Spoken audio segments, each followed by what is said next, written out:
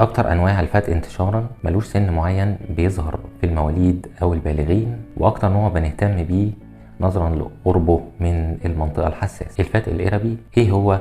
إزاي بيحصل؟ وإزاي بنتعامل معاه؟ ده اللي هنعرفه النهاردة في حلقتنا من برنامج تدخل جراحي.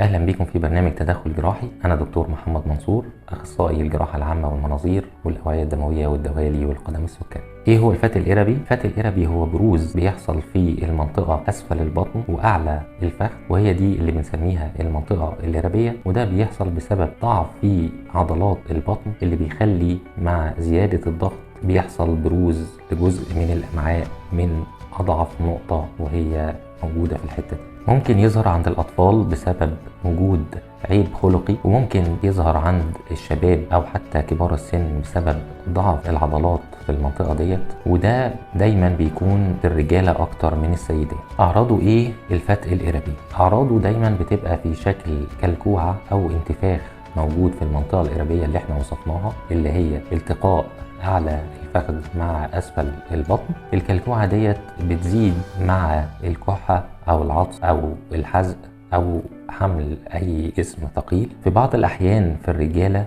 لما بنسيب الفتق لفترة طويلة يبدأ ينزل في كيس الصفن بجوار الخصية.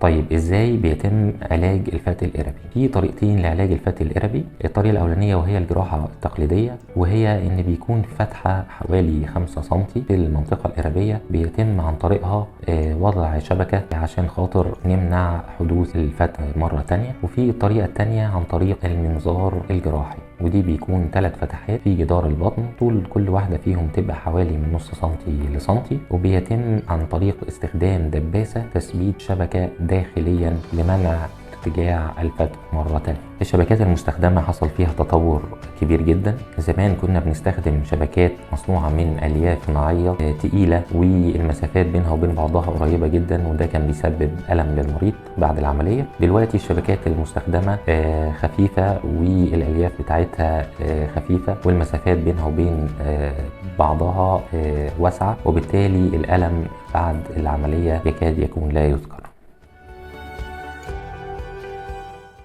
طيب أيهما أفضل، المنظار أم الجراحة التقليدية؟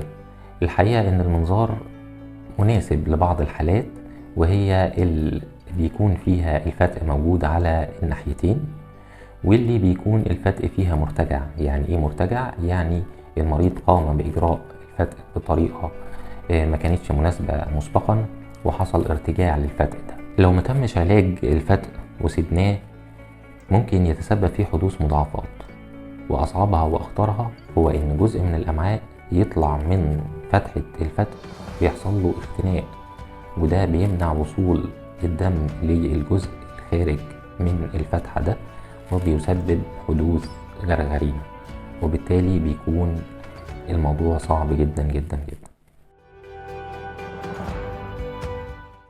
عايز أقول إن العملية إن شاء الله بسيطة سواء جراحيا أو بالمنظار، ولكن الأهم هو علاج المشكلة في الوقت المناسب قبل حدوث أي مضاعفات. لو عندك أي أسئلة اكتبها لنا في الكومنتات تحت الفيديو وهجاوبك عليها، واستنونا في الحلقات الجاية من برنامج تدخل جراحي.